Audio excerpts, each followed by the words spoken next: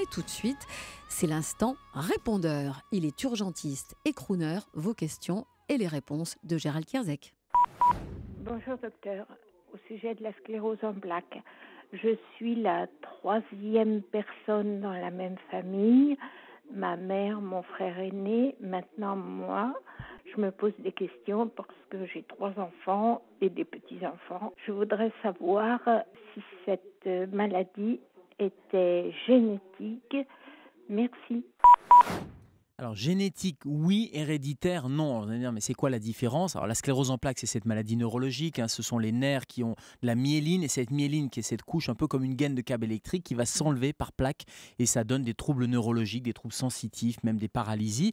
Alors, quand je dis qu'elle est génétique, c'est-à-dire qu'il y a une susceptibilité génétique. Il y a un facteur génétique. Il y a plusieurs gènes qui ont été identifiés et qui donnent un terrain favorisant, c'est un facteur de risque, mais c'est pas héréditaire dans le sens où quand le papa ou la maman ont la sclérose en plaques, c'est pas automatique que les enfants aient la sclérose en plaques. Il y a un surrisque et ce surrisque, il a été évalué de l'ordre à 2 à 4%. Donc c'est un surrisque qui est minime. Vous allez me dire, ça me fait une belle jambe que ce surrisque soit minime parce que dans le cadre de notre auditrice, eh bien, elle a 3 membres de sa famille qui ont été atteints, mais il faut quand même la rassurer sur ses enfants parce que c'est une combinaison de tout un tas de facteurs et notamment des facteurs à une exposition à des virus, par exemple. On a incriminé un certain nombre de virus combinés avec la susceptibilité génétique, le rôle de l'alimentation aussi. On sait que maintenant une alimentation anti-inflammatoire, et je pense aux oméga 3 quand on dit manger du poisson, etc., c'est plutôt protecteur là aussi. Donc une hygiène de vie avec un terrain génétique, eh bien ça veut dire que ce terrain génétique, il fera pas tout et qu'on va pouvoir probablement éviter la maladie avant d'avoir dans quelques années probablement la correction des gènes eux-mêmes. En tout cas, pas de fatalité, pas d'hérédité dans cette sclérose en plaques. 39-21, la deuxième question. Bonjour docteur, j'appelle de Cannes, je m'appelle Peggy. Voilà, j'ai eu 3 pontages il y a 8 ans et depuis j'ai toujours les chevilles qui me serrent comme si on me prenait la tension. Qu'est-ce qu'on peut faire? Merci beaucoup.